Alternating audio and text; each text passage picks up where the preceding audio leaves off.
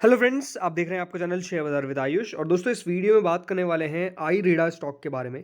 तो दोस्तों I R E D A में फ्राइडे को क्लोजिंग देखने को मिली 109 रुपये 50 पैसे पे, 40 पैसे शेयर नीचे बंद हुआ है। इस हफ्ते अगर पूरा देखा जाए तो स्टॉक के अंदर दोस्तों हमको मूव्स काफ़ी देखने को मिले, ऐसा नहीं कि उतार चढ़ाव देखने को नहीं मिला, बट मोर ओवर अब ये ज़रूर कह सकता हूँ मैं कि स्टॉक दोस्तों सेटल हो चुका है। कहाँ सेटल हो चुका है? अबव 100, 100 रुपये के ऊपर दोस्तों अब स्टॉक टिक चुका है और उसके ऊपर नीचे ही आपको बेसिकली स्टॉक में ज़्यादातर ट्रेडिंग होती हुई देखने को मिल रही है। और इस हफ्ते पूरा अगर आप देखेंगे तो ज़रूर 6% का मूव देखने को मिला है।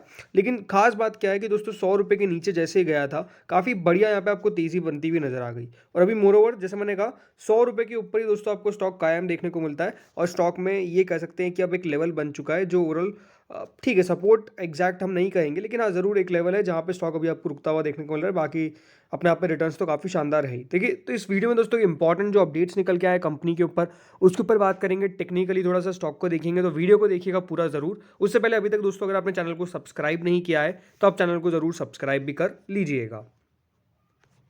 तो दोस्तों पहली जो इंपॉर्टेंट न्यूज़ है वो यही है कि दोस्तों I R E D A पैसे रेज करता हुआ देखने को मिलने वाला है थ्रू बॉन्ड रेजिंग। जी हाँ, मतलब फंड्स रेज करेगा थ्रू टैक्सेबल बॉन्ड, रेज करेगा यहाँ इससे पैसे। और ये दोस्तों अप्रूव कर दिया गया है जो बोरोइंग प्रोग्राम है कंपनी का फॉर द FY 23-2024, यानी अगले साल के लिए दोस्तों ये जो प्रोग्राम है वो चलाया गया है। और इसके अंदर दोस्तों कंपनी ने अनाउंसमेंट कर दिया है कि कंपनी करीबन 500 करोड़ तक के जो बॉन्ड्स है उसके जरिए पैसे रेस करती हुई नजर आएगी। लेकिन हाँ, ये कौन से होने वाली है आपको पता होना चाहिए। दोस्तों कंपनी करेगी अनसिक्योर्ड, अनसिक्योर्ड कहाँ से? Unsecured redeemable non convertible non cumulative taxable bonds amounting to ₹500 crore for cash at par. At par मतलब मान लीजिए दोस्तों कंपनी का जो बेस जो भी देखिए बॉन्ड है, फॉर एग्जांपल उसकी फेस वैल्यू 100 है, तो 100 रुपये पे ही दोस्तों कंपनी इस पे मतलब 100 रुपये की फेस वैल्यू पे ही कंपनी रेस करती हुई नजर आएगी। तो 100 पे 100 करे, यानी 100 रुपीज़ का जो फेस वैल्यू है उसी पे कंपनी अगर पैसा रेस करती है तो दोस्तों उसको पार बोलते हैं। अगर दोस्तों कंपनी मान लीजिए 100 का 105 पे कर रही है तो उसको बोलेंगे प्रीमियम। और अगर इससे 5 रुपये नीचे कर रही है तो उसको बोलेंगे डिस्काउंट। तो ये एक मेजर टर्म होती है अकाउंट्स के अंदर, बट ठीक है। जो इंपॉर्टेंट बात है वो दोस्तों ये है कि दोस्तों 500 करोड़ तो कंपनी रेस करेगी करेगी, लेकिन कंपनी ने ग्रीन शू ऑप्शन भी रखा है। अगर दोस्तों ओवर सब्सक्रिप्शन देखने को मिलता है इस बॉन्ड के अंदर, क्या देखने को मिलता है? अगर ओवर सब्सक्रिप्शन आपको देखने को मिलता है तो by way of green shoe option company जो है वो इस अमाउंट को बढ़ा देगी अप टू 1500 करोड़। और यानी 500 करोड़ तो पहले से है और 500 करोड़ में 1500 करोड़ दोस्तों कंपनी और बढ़ाती हुई नजर आएगी। यानी कुल मिला के 2000 करोड़ दोस्तों कंपनी जो है वो यहाँ पर रेस करने वाली है थ्रू बॉन्ड्स। अब ये खबर तो पहले ही निकल कर आ गई थी, लेकिन हाँ इसका ज़्यादा इंपैक्ट देखने को नहीं मिला। बट मेरे हिसाब से देखिए, कोई भी कंपनी है अगर वो पैसा रेस करती है और उस पैसे का यूटिलाइजेशन कहाँ करती है, बिकॉज याद रखिएगा ROCE, return on capital employed, जो हम बात करते हैं वो यही तो है कि दोस्तों जो भी कंपनी पैसा उठा रही है उस पैसे का यूटिलाइजेशन कंपनी किस तरीके से कर रही है, तो उससे दोस्तों कंपनी का ROCE तगड़ा बनता है। बट अगर तगड़ा नहीं बन पाता है, यानी कंपनी का ROCE उतना अच्छा नहीं रहता है, तो इसका मतलब ये है कि दोस्तों जो कंपनी ने पैसा उठाया था, जो कंपनी ने डेट उठाया था, उस डेट का यूटिलाइजेशन कंपनी ने सही नहीं किया। लेकिन ये मैं ज़रूर कह सकता हूँ कि IREDA के केस में ऐसा नहीं होगा, मोस्ट लाइकली ये हम मान के चल सकते हैं। उसके पीछे का रीज़न है कि रिन्यूएबल एनर्जी के अंदर जिस तरीके से दोस्तों लगातार आपको प्रोजेक्ट्स देखने को मिल रहे हैं, जिस तरीके से लगातार हम कह सकते हैं रिन्यूएबल एनर्जी के नए नए अनाउंसमेंट्स हो रहे हैं, तो उससे कंपनी को मेजर प्रॉब्लम नहीं आने वाली है। लेकिन हाँ, ये दोस्तों कंपनी का एक बोरोइंग प्रोग्राम है, जैसे मैंने आपको बताया था 2023-2024 के लिए, जिसमें कंपनी अराउंड 26,000 करोड़ रुपए आपको रेस करती हुई देखने को मिलेगी। और ये इनके बोर्ड ने अप्रूव भी कर दिया है। और ये जो इंटीमेशन था वो कंपनी ने हमको बताया, मतलब ओरल बताया। इन्होंने कहा कि being a NBFC, fund raising through various sources is part of normal business operation.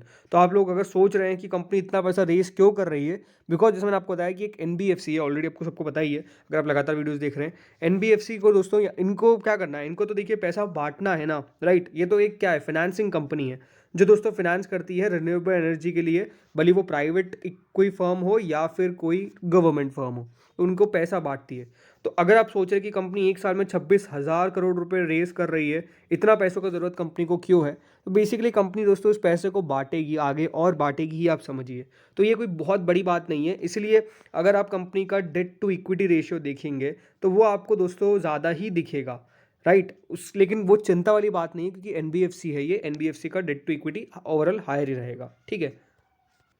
दूसरी दोस्तों जो खबर कंपनी ने बताई वो ये बताया कि IRED ने डोमिनेट किया है 13th PSE एक्सीलेंट अवार्ड्स के अंदर विथ 5 एक्कोलेट्स। तो दोस्तों कंपनी को यहाँ पे अवार्ड्स मिले हैं। इनके जो CMD है उनको CMD ऑफ द ईयर का दूसरे लगातार साल अवार्ड मिलता हुआ नजर आया। Shri Pradeep Kumar Das bags CMD of the year award for the second consecutive year, ये दोस्तों कंपनी ने बताया है। और कंपनी को operational performance excellence, corporate governance, corporate social responsibility and sustainability, industry sorry हाँ inclusivity sorry inclusivity, contribution of women and different abled, तो इन सब में दोस्तों कंपनी को यहाँ पर हम कह सकते हैं कि अवार्ड्स मिलते हुए देखने को मिले। देखिए कोई भी कंपनी को अवार्ड मिलता है तो उसका ऐसे कोई बिजनेस पे सीधा इम्पैक्ट तो नहीं पड़ता है, लेकिन हाँ ज़रूर दोस्तों कॉर्पोरेट गवर्नेंस जिस कंपनी की अच्छी होती है उस पे इन्वेस्टर्स की भी नज़र रहती है कि हाँ कंपनी को अवार्ड्स मिल रहे हैं, इसका मतलब कॉर्पोरेट गवर्नेंस अच्छी है।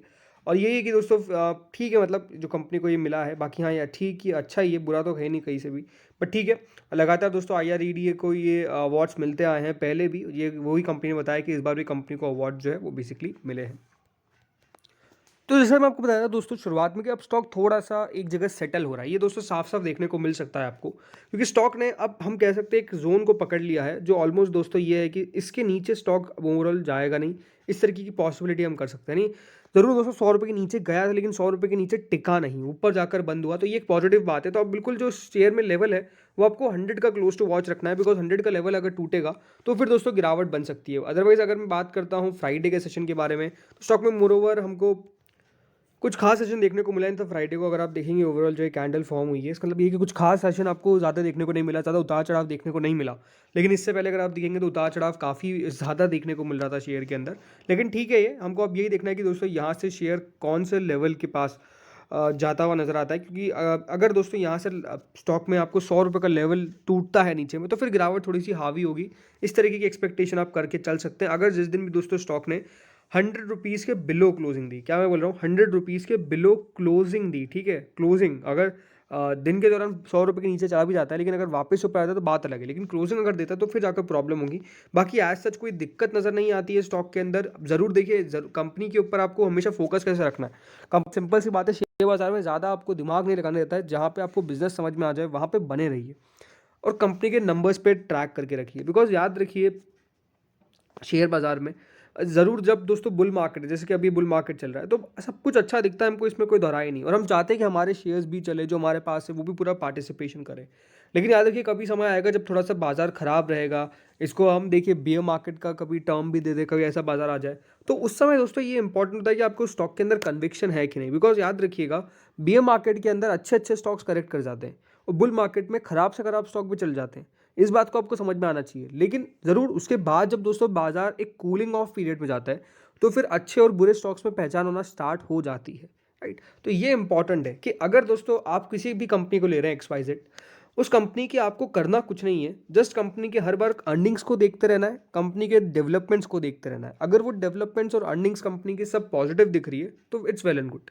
अगर वहाँ पर कुछ नेगेटिव आपको देखने को मिल रहा है, मान लीजिए एक क्वार्टर का नंबर खराब आता है, तो उसमें कंपनी खराब नहीं जाती है। अगर कंपनी का पहला क्वार्टर, दूसरा क्वार्टर, तीसरा क्वार्टर और चौथा क्वार्टर खराब आ गया तो फिर दोस्तों प्रॉब्लम है, राइट। और दूसरी बात क्या है कि अगर पूरी इंडस्ट्री नीचे जा रही है तो दिक्कत नहीं है, मतलब तो ऐसा नहीं आप कह सकते कि मेरी कंपनी इतनी खराब क्यों कर रही है, पूरा इंडस्ट्री में खराबी है। लेकिन अगर सिर्फ आपकी कंपनी खराब जा रही है तो फिर प्रॉब्लम हो जाती है। तो इस तरीके से दोस्तों आपको लॉन्ग टर्म की थिंकिंग रखनी पड़ेगी। बिकॉज याद रखिए अगर अच्छा पैसा बनाना है तो आपको लंबी अवधि के लिए शेयर में निवेश करके रखना पड़ेगा, तब जाके अच्छा खासा पैसा बनेगा। ये आपको भी पता है और मुझे भी पता है। देखिए ट्रेडिंग में आपको भी पता है कि पैसा कुछ खास बनता है नहीं, और जस्ट मैं ये कह सकता हूँ कि देखिए ट्रेडिंग को मैं ऐसे नहीं कह रहा कि बिल्कुल ही ख़राब है, लेकिन हमेशा याद रखिए शॉर्ट टर्म में पैसा बहुत मुश्किल से बनता है, बन जाए तो किस्मत है, ओवरऑल जाता ही जाता है। इसको आई थिंक सब ने टेस्ट करके रख रखा है, तो वो कोई बहुत बड़ी बात नहीं है। तो फ्रेंड्स इस वीडियो में तो इतना ही था, बाकी देखते हैं कि ये शेयर कहाँ पे जाता है। मुझे तो लगता है कि वापस से स्टॉक के अंदर दोस्तों जो अगली तेज़ी है वो 115 के लेवल के बाद हमको देखने को मिल सकती है, ऐसा मेरा एक्सपेक्टेशन है। तो इस वीडियो में इतना ही था। Thank you friends for watching this video.